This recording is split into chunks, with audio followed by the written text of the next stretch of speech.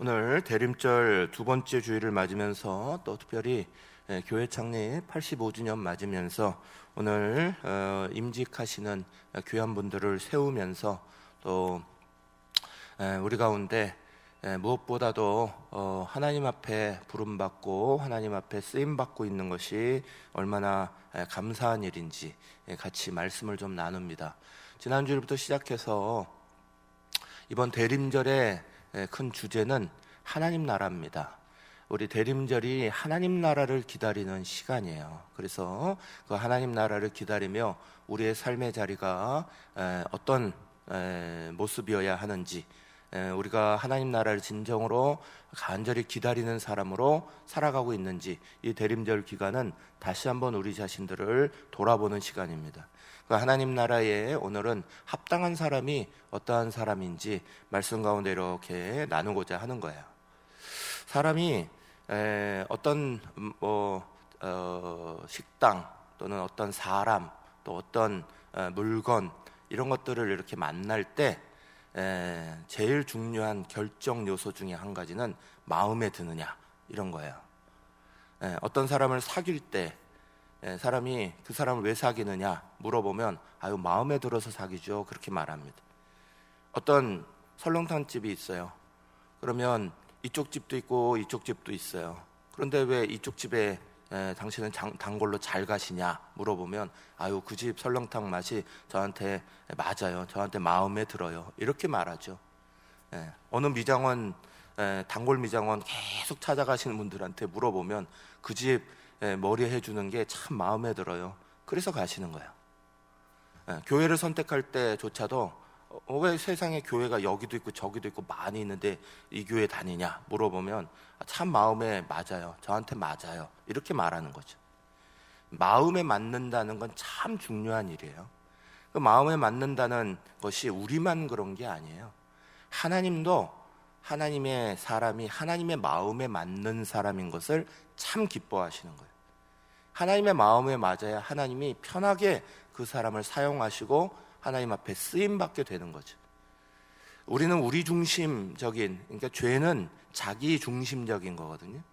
죄성을 가지고 있는 사람은 자기 중심적이라서 자꾸 내 마음에 맞는 것 찾아가지만 엄밀히 말하면 우리는 하나님의 마음에 맞추고 살아야 되는 사람이에요. 그리스도인들이 되고 새로운 피조물이 되어서 굳건하게 선 사람들은 하나님에 맞는 마음을 구해야 되는 거예요. 우리가 잘 알듯이 사도행전 13장 22절 하반절의 말씀에 보면 말씀이 이렇게 나오죠. 내가 이새의 아들 다윗을 만나니 내 마음에 맞는 사람이라 내 뜻을 다 이루리라 그러셨어요. 내 마음에 맞는 사람이다. 내 뜻을 다 이루겠다. 하나님의 마음에 맞는 사람이라 하나님이 다윗을 사용하셨다. 우리가 잘 아시는 말씀들입니다. 마찬가지로 우리도 하나님 앞에 합당하게 하나님 마음에 맞는 사람들이 되어야 되고 우리 교회도 하나님 마음에 맞는 교회가 되어야 되는 거예요. 오늘 주어진 본문의 말씀은 하나님 나라에 어떤 사람이 하나님 마음에 맞는 사람이냐를 예수께서 세 가지 비유를 통해서 잘 가르쳐 주셨어요. 오늘 그 첫 번째 비유가 본문 누가복음 9장 57절 58절 말씀입니다. 제가 읽겠습니다. 길 가실 때에 혹이 여짜오되 어디로 가시든지 저는 따르리이다. 예수께서 이르시되 여우도 굴이 있고 공중에 새도 집이 있으되 인자는 머리 둘 곳이 없도다 하시고 아멘. 어떤 사람이 예수님을 어디든지 따르겠습니다 그랬어요. 어디든지 예수님을 따르겠습니다 하는 마음은 너무너무 귀중한 마음이에요. 누가복음 5장 11절의 말씀에 보면 제자들을 부르실 때에 갈릴리의 그 호수에서 3명의 어부를 부르셨습니다. 그때에 그 제자들이 그 자리에 있던 사람들이 이렇게 누가복음 5장 11절에서 말씀하죠. 그들이 배들을 육지에 대고 모든 것을 버려두고 예수를 따르니라 그랬어요. 어디든지 예수 따르겠습니다. 그 결단을 하는 모습을 제자들 딱 뽑으실 때에 너는 나를 따르라 그러셨더니 배들을 육지에 댔어요. 어부가 배를 바다에 두어야지 거기에 두지 아니하고 육지에 댄다는 이야기는 이 업을 끝냅니다 이런 말이죠. 그리고 모든 것을 버려뒀다 그랬습니다. 그것을 뭐 정리하고 그것을 뒤치닥하고 이리저리 정리하는 시간을 가지고 그러지 않았다는 거예요. 즉시로 예수님을 따르기 위해서 그 자리에 다 버려뒀다. 예수님이 순종하고 예수님 따라오는 사람을 곧바로 제자 삼으신 거죠. 버릴 것 버리고 예수님 따르는 사람들이 예수님에게 합당한 사람이에요. 구소련의 심리학자였던 이반 파블로프라는 분이 우리가 잘 아는 이론 하나를 만들었어요. 조건반사 이론이에요. 조건반사 이론은 어려운 것 같지만 들으시면 다 알아요. 종을 치면서 개에게 고깃덩이를 주기 시작한 거예요. 그래서 종소리가 울리고 먹이를 받아먹고 종소리가 울리고 먹이를 받아먹고 그랬더니 나중에는 종소리만 흘리면 이 강아지가 자연스럽게 침이 흐르고 고기를 주지 않는데도 먹을 거가 오는구나 생각했다는 거예요. 그게 조건반사 이론이에요.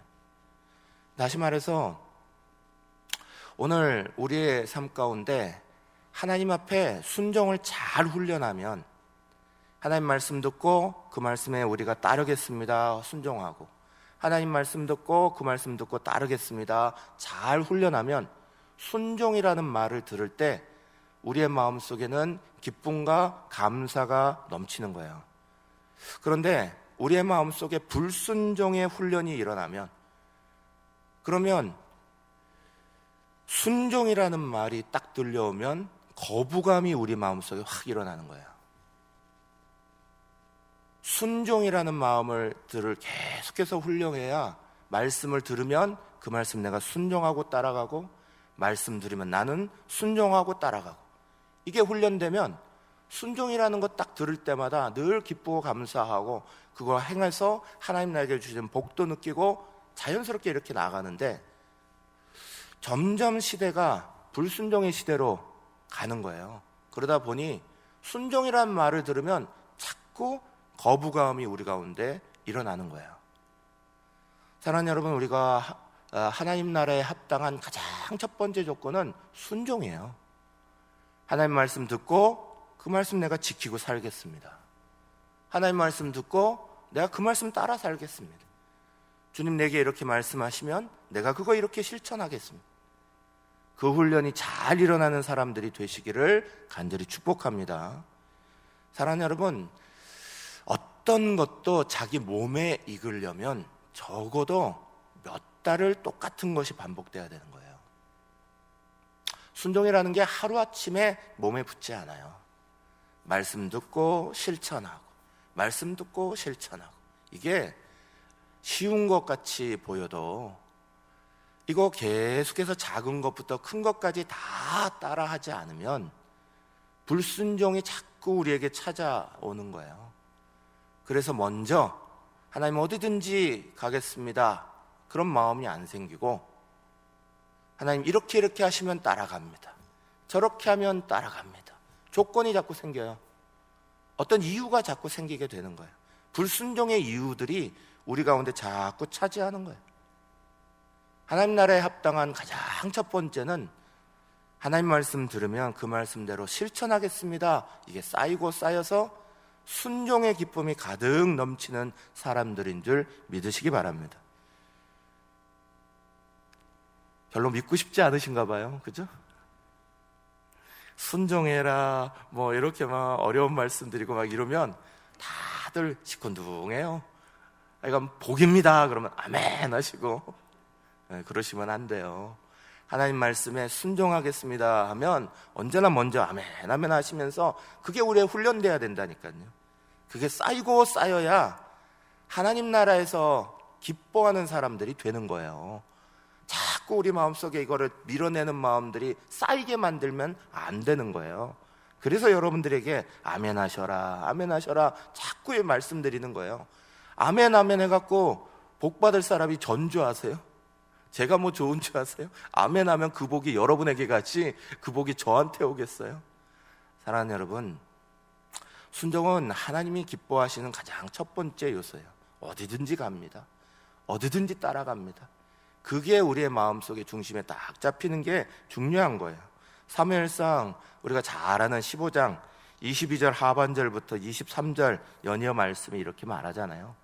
순종이 제사보다 낫고 듣는 것이 순양의 기름보다 나은, 이거 순종이 예배보다도 중요하다는 거예요. 안 그래요? 순종이 지금 하나님 앞에 드리는 우리의 본분이 예배인데 본분보다 더 중요한 게 순종이다, 이거 가르쳐주고 있는 거예요. 그러면서 그 다음에 말씀하는 게 그래요. 이는 거역하는 것은 점치는 죄와 같고 우상 섬기는 거나 마찬가지라는 거예요. 완고한 것은 사신 우상에게 절하는 죄와 같습니다 그랬어요. 하나님이 제일 싫어하는 것, 근본적인 가장 싫어하는 게 불순종이에요. 자꾸 밀어내는 마음이에요. 순종은 어느 하루아침에 우리 속에 탁 자리 잡지 않는다니까요. 말씀 듣고 실천하고 말씀 듣고 실천하고 그게 잘 잡혀야 되는데, 말씀 듣고 조건 달고 말씀 들고 이유 달고 이게 훈련되어지면 그때부터 우리의 삶은 굉장히 하나님 말씀 앞에서 멀어지는 거예요. 그런데 오늘 말씀에 보면 어디든지 따라가겠습니다 했던 이 사람에게 예수께서 한 가지 말씀을 하셨어요. 따라오지 마라 이렇게 말씀하신 게 아니에요. 여러분 이거 오해하시면 안 돼요. 따라오지 마라 그렇게 말씀하신 게 아니라 예수께서 연이어 말씀하시기를, 예수께서 이르시되 여우도 굴이 있고 공중의 새도 집이 있으되 인자는 머리 둘 곳이 없도다 그러셨어요. 어디든지 갑니다 라고 말하는데 예수님이 자기의 형편을 얘기하고 계시는 거예요. 따라오지 마 이게 얘기 아니라, 나는 너가 지금 무슨 생각으로 나를 따른다 라고 말하는지 모르겠는데 네가 먼저 생각해야 될 게 있다 하시면서 말씀하시는 거예요. 나는 머리 둘 곳도 없고 여우도 굴이 있고 공중에 새도 집이 있는데 나는 머리 둘 곳도 없어. 이 말씀은 의미가 있죠. 나는 가난하다 이거예요. 네가 지금 나 따라오면 내가 너를 다 책임져 줄 수 있는 게 아니야. 너가 오늘 당장 나와 함께 들판에서 잠을 자야 될지도 몰라. 네가 당장 나와 함께 여러 가지 어려움들을 겪어야 될지도 몰라. 이게 예수님의 말씀인 거예요. 어디든지 나를 따라오며 따르겠습니다 말할 때에 너는 뭘 보고 따라오는 거니? 그렇게 얘기하시는 거예요. 이 사람이 예수님 주위에서 예수님이 일으키신 일들을 봤을 거예요. 오병이어의 기적을 봤을 거고, 병든 자를 낫게 하고 죽었던 사람을 살리고, 예수님 주변에서 그걸 봤을 거예요. 그걸 보면서 이제는 예루살렘 성으로 올라가시는 모습을 보면서, 아, 올라가면 나도 어떤 자리가 될지 몰라. 만약에 이 사람이 그걸 보면서 어디든지 따라가겠습니다 말했다면 예수님의 이 말씀에 걸림이 있는 거예요. 나는 너 지금 나 따라온다고 해서 당장 네 모든 것들을 다 책임져 줄 수 없어. 나는 머리 둘 것도 없는 거야. 여우도 공중의 새도 하찮은 미물도 다 자기 보금자리를 가지고 있지만 나는 이 땅에 보금자리 하나 없이 들판에서 잠을 자고 사람들과 먹고 사람들과 같이 나누고, 있으면 같이 먹고 없으면 함께 굶고, 그게 내 삶이야. 예수님이 그걸 보여주시고 있는 거예요. 그런데도 너희가 같이 할래?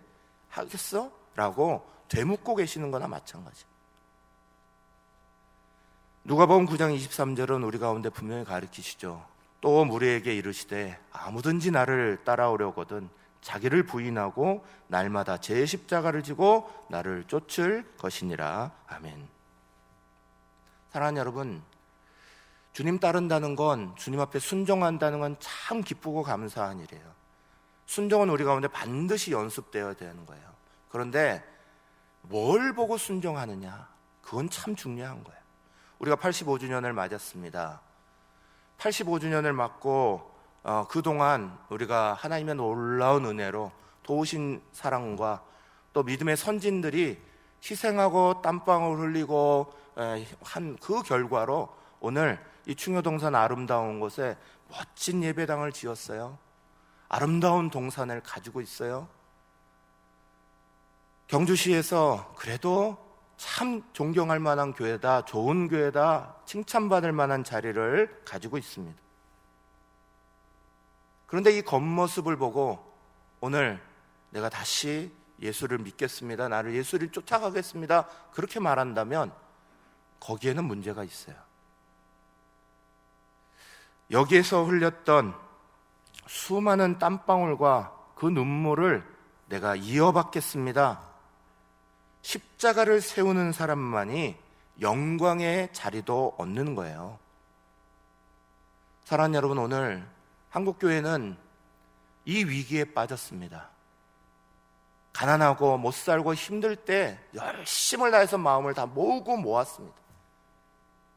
근데 지금 우리 모두는 겉에 멋있어진 것들을 보면서 희생의 자리로 들어가려 하지 않습니다. 십자가의 자리를 부여잡으려 하지 않습니다. 그러면서 계속해서 이 영광은 이어가고 이 영광의 자리는 나에게 주어지기를 바라는 마음으로 쫓아갑니다. 오늘 어디든지 갑니다 라고 말했던 이 사람처럼. 그러나 예수님 말씀하시기를 여우도 집이 있고 공중의 새도 집이 있는데 인자는 머리 둘 곳도 없도다 하셨어요. 우리는 이 말씀을 기억해야 합니다. 주님 따르는 거, 교회 섬겨나가는 거, 85전을 넘어서 100년으로 나아가는 길, 내가 내 십자가 지고 주님 따르는 길인 줄 믿으시기를 간절히 축복합니다. 두 번째 비유에서 예수님이 이렇게 말씀하셨어요. 59절, 60절 말씀이에요. 또 다른 사람에게 나를 따르라 하시니 그가 이르되 나로 먼저 가서 내 아버지를 장사하게 허락하옵소서. 이르시되 죽은 자들로 자기의 죽은 자들을 장사하게 하고 너는 가서 하나님의 나라를 전파하라 하시고. 아멘. 첫 번째 사람이 무턱대고 오는 것 같아 예수님이 따르라 말라, 따르지 마라 하신 게 아니에요. 말씀을 드린 대로 따라와도 돼. 그러나 너는 자기 십자가 가지고 나 따라올 생각을 해야 되는 거야. 영광을 얻기 전에 분명히 십자가 있는 거야 먼저 말씀하셨다면, 두 번째 사람에게는 이렇게 말씀하셨어요. 예수님 주변에, 늘 예수님 주변에 가까이 있는 사람이 있는 거예요. 주변을 가까이 맴돌고 있는 거예요. 그러니 예수님이 너는 나를 따라라 하시면서 총하신 거예요. 늘 주변에 있어요. 늘 가까이 있어요. 그러면서도 분명하게 예수님 따릅니다가 아닌 거예요. 늘 주변을 맴돌아요. 가까이 와 있어요. 교회에도 이런 분들 많아요. 교회에 분명하게 들어와 있으면서도 그러나 그 안에 자기의 마음을 온전하게 두지 않는 거예요. 주변인처럼 자꾸 행동해요. 주인을 자꾸 왔다 갔다 거리는 거예요. 그때 예수님이 너는 나를 따라라 그랬어요? 그랬더니 이 사람이 예수님 앞에 이렇게 말합니다. 따르겠습니다. 그러나 내가 먼저 가서 아버지 장사 드릴 수 있도록 해주십시오. 이게 무슨 말일까요?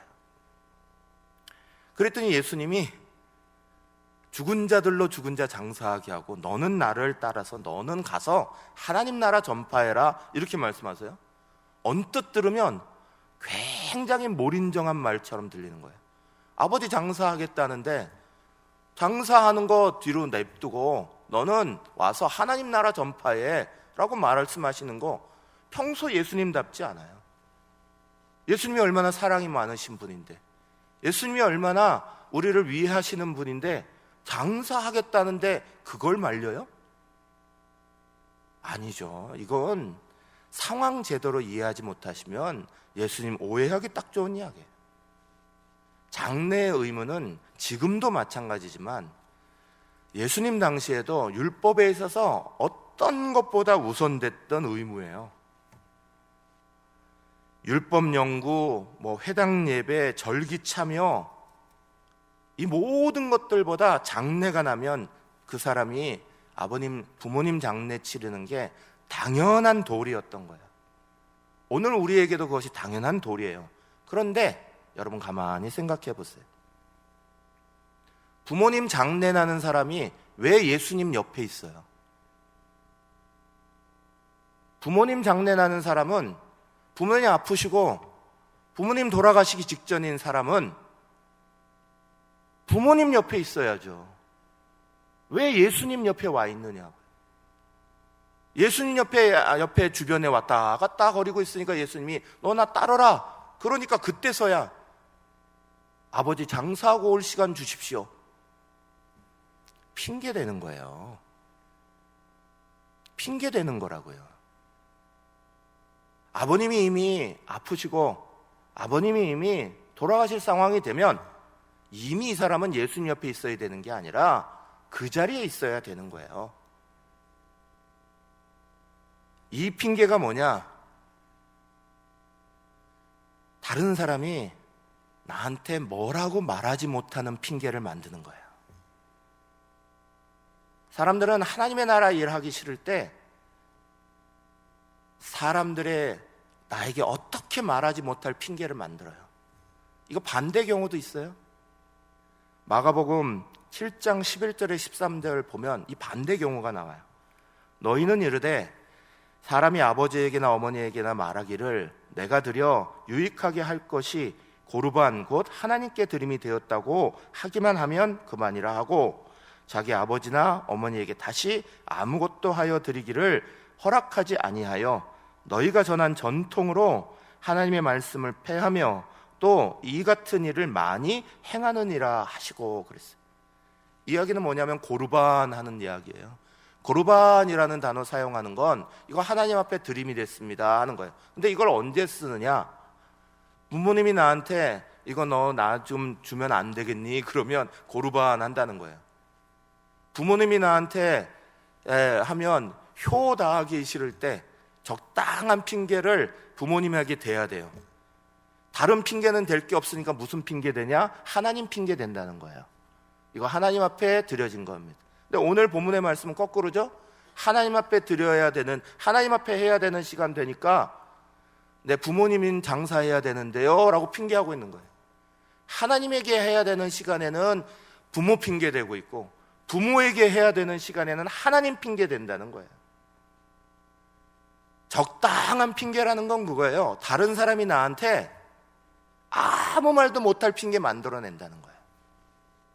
이 핑계 딱 대면 저 사람들이 나한테 뭐라고 비난하지 못해. 저 사람들이 나한테 다른 말 하지 못해. 사랑하는 여러분, 우리는 이런 적당한 핑계 잘 만들어내요. 하나님 일하기 싫을 때 사람들이 나한테 뭐라고 할 수 없는 핑계를 만들어서 사람들한테 내기 바빠요. 그러나 하나님은 그거 다 보고 계시는 거예요. 하나님 나라를 전파하라 그랬어요. 하나님 나라 전파하는 거 아버지에게 가서도 하나님 나라 전파할 수 있어요. 가족에게 가서도 하나님 나라 전파해야 되는 거예요. 그렇지 않아요? 가서 이 자리든 저 자리든이 아니에요. 어디든지 가서 하나님 나라 전할 수 있고 전해야 되는 거예요.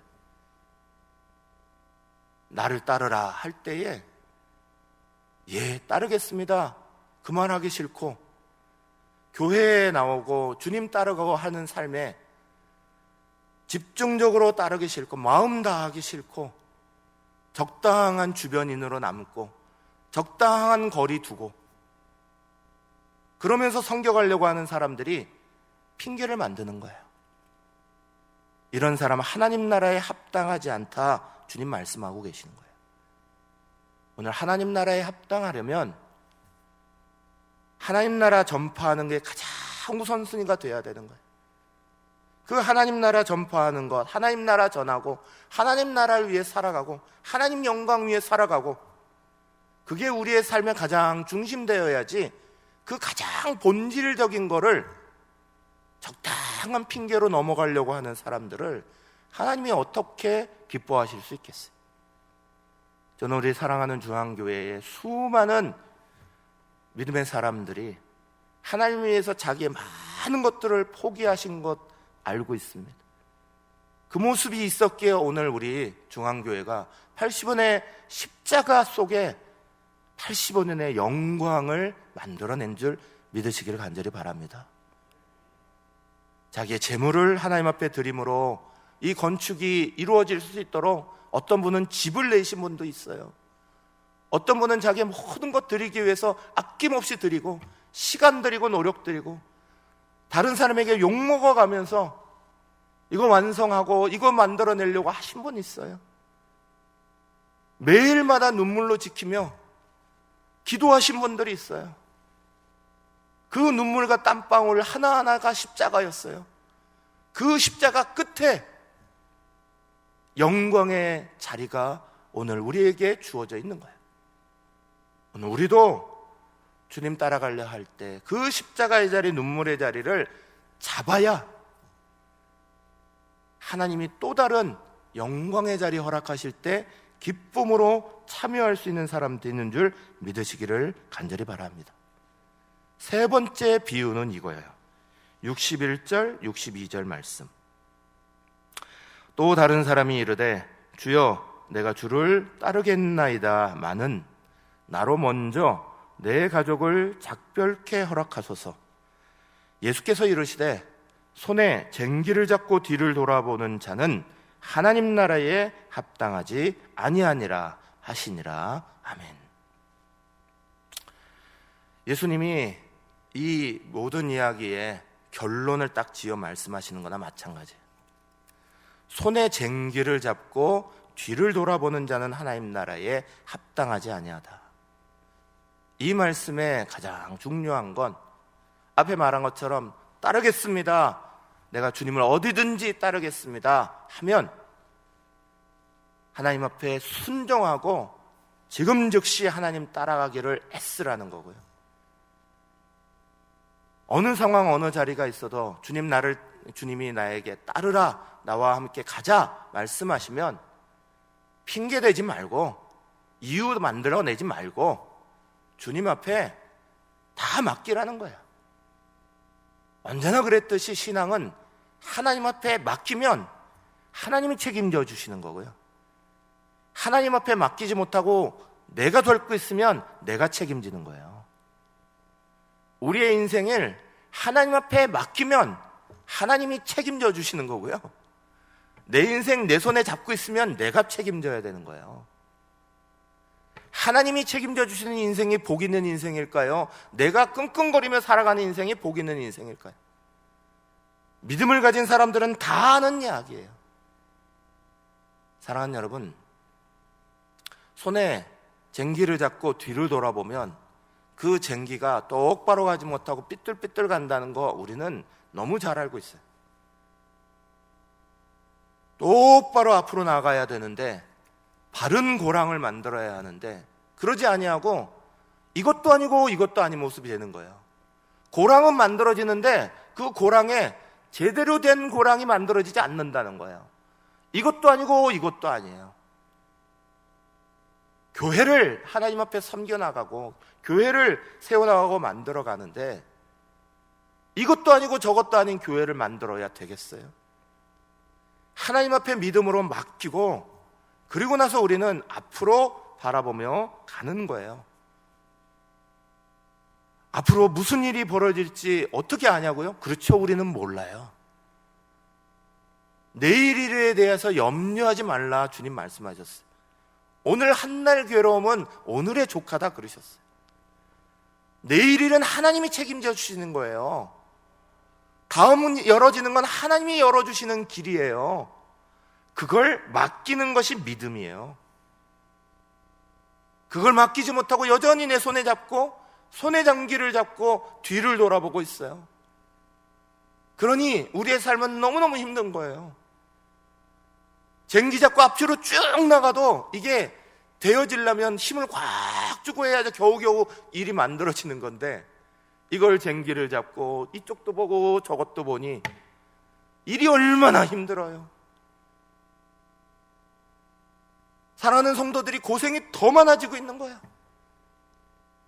하나님 앞에 다 맡길 수 있는 믿음이 생기면 가면 갈수록 주님 주시는 멍에로 쉽고 가벼운 멍에가 우리에게 찾아오는데,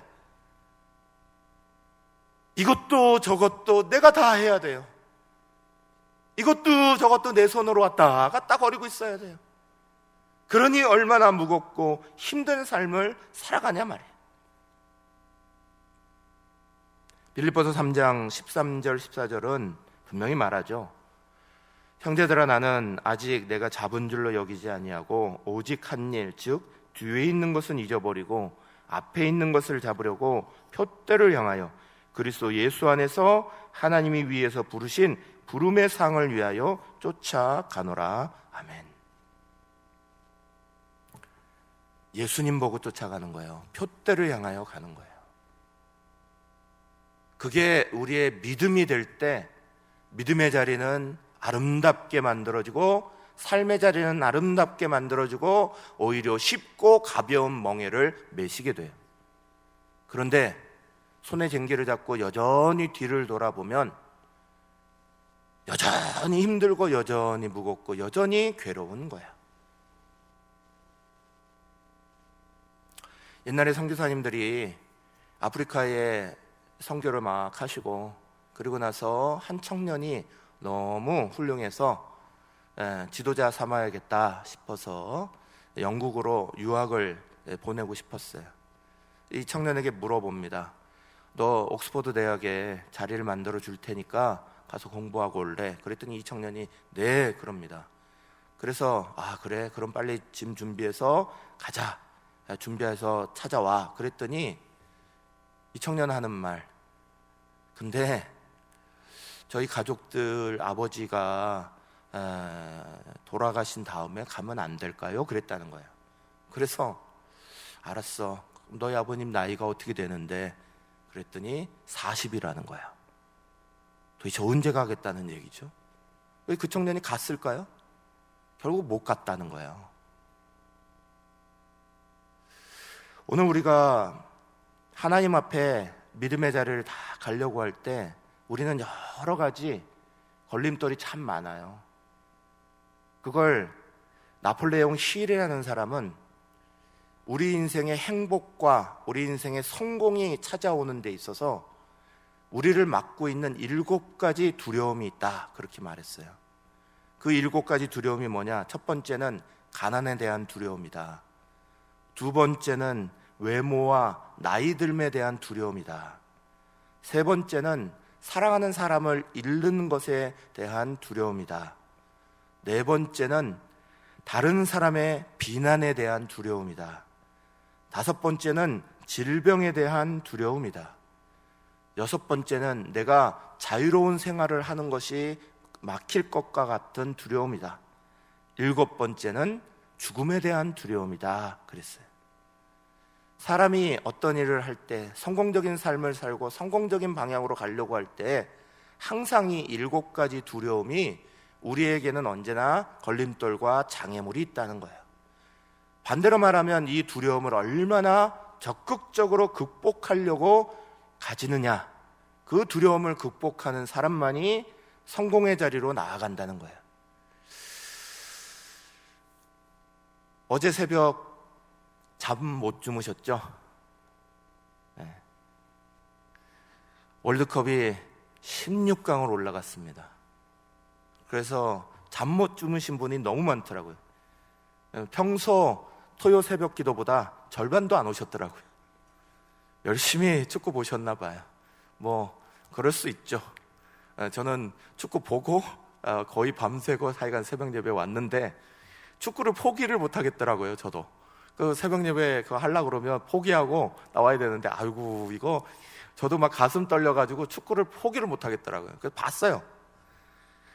야, 마지막까지 정말 가슴 졸이고 이거 이겨야 되는데, 저는 MBC 봤는데 김성주 아나운서가 계속 한 골만 넣어야 합니다. 한 골이면 됩니다. 한 골이면, 이 소리를 얼마나 많이 했는 줄 아세요?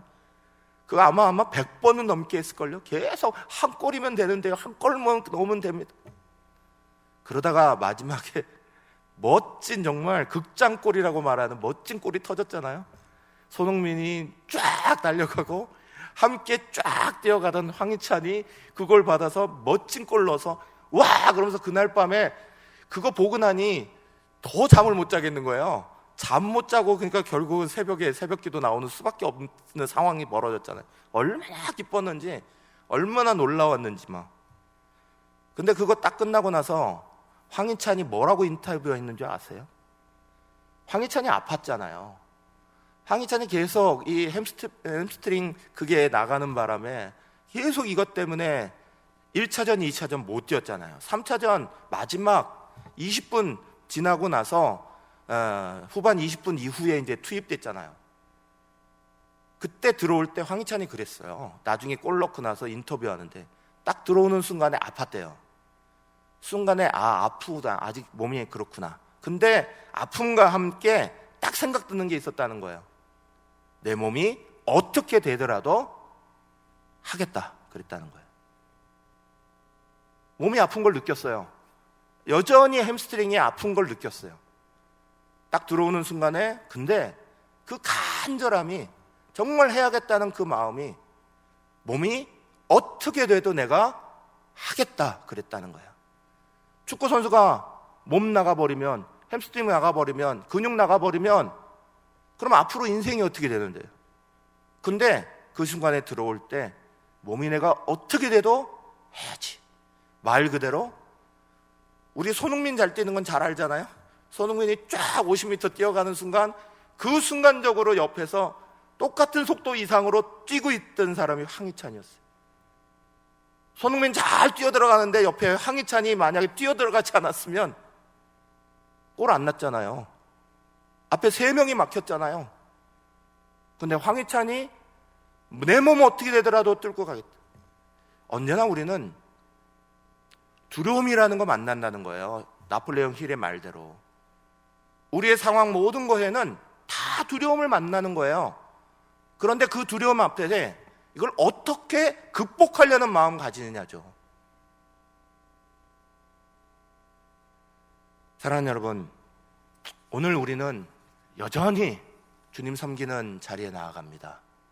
그런데 여러분만이 아니라 저도 마찬가지로 때가 되면 이거 목사 못하겠는데 싶을 때가 있어요. 저라고 안 지치는 줄 아세요? 영적으로 침체될 때가 있어요. 약해질 때가 있어요. 근데 예수님이 그럴 줄 알고 요한복음 15장 4절에서 이렇게 말씀하셨어요. 내 안에 거하라, 나도 너희 안에 거하리라. 가지가 포도나무에 붙어있지 아니하면 스스로 열매 맺을 수 없음같이 너희도 내 안에 거하지 아니하면 그러하리라 그러셨어요. 힘들고 어려워서요, 저는 때로 주일이 두렵기도 해요. 설교단에 서서 하나님 말씀 전해야 되는데 이거 어떻게 하지? 그럴 때가 있어요. 근데 하나님 말씀 붙잡고 또 서서 말씀 전하면 그때부터 다시 저부터 힘을 받는 거예요. 그렇지, 말씀 안에 나부터 일어나는 거지, 그러는 거예요. 중직자로 교회 섬겨나가고 믿음의 자리 섬겨나갈 때 왜 영적 침체가 안 일어나겠어요? 낙담하는 마음 왜 없겠어요? 사표 내고 싶은 마음 왜 없겠어요? 근데 그때마다 요한복음 15장 4절 말씀 기억하셔야 돼요. 가지가 포도나무에 붙어있지 아니하면 스스로 아무 열매를 맺을 수 없어요. 그러나 붙어있기만 하면, 하나님의 말씀 다시 들으면 그 말씀으로 다시 힘을 얻는 거고, 그 말씀으로 다시 하겠다는 마음이 생기는 거고, 그 말씀으로 다시 움직이는 거예요. 그 동력이 언제나 우리를 붙잡아 주시기에 우리는 은퇴할 때까지, 우리는 하나님이 우리를 부르실 때까지 직분 감당하고 나아가는 거지, 어떤 사람도 처음부터 몇십 년을 살 만한 충만한 은혜를 가지고 직분 받는 사람은 아무도 없어요.